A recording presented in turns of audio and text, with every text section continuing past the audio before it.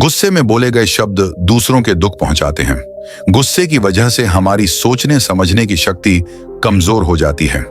इसी वजह से काफी लोग गुस्से में ऐसे शब्द बोल देते हैं जिनके लिए बाद में पछतावा होता है, लेकिन मुंह से बोले गए शब्द वापस नहीं आते हैं। इसीलिए बोलते समय बहुत सतर्क रहना चाहिए। ये बात हम एक लोक कथा से समझ सकते हैं। कथा के अनुसार पुराने समय में एक संत रोज अपने शिष्यों को और अन्य लोगों को उपदेश देते थे। गांव के अधिकतर लोग संत का बहुत सम्मान करते थे, लेकिन कुछ ऐसे भी थे जो संत को पसंद नहीं करते थे।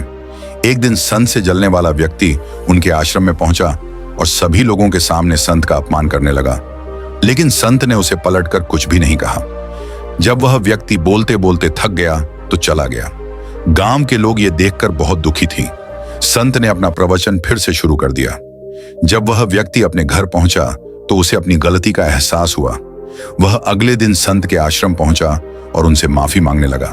संत ने उससे कहा कि एक काम करो, आश्रम में पक्षियों के कई पंख बिखरे हुए हैं, उन्हें इकट्ठा करके यहां ले आओ। उस व्यक्ति ने तुरंत यह काम शुरू कर दिया। कुछ देर बाद वह पंख लेकर आ गया।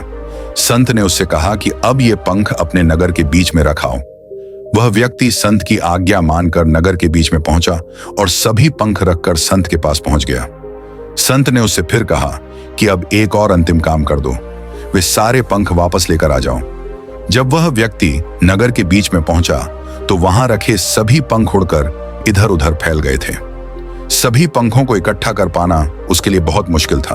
वह खाली हाथ ही संत के पास पहुंचा और पूरी बात बता दी।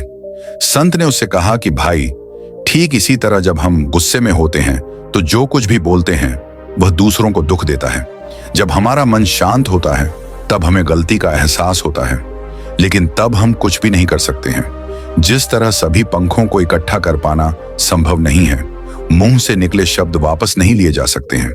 इसीलिए गुस्से से बचना चाहिए और कुछ भी बोलते समय बहुत सतर्क रहना चाहिए।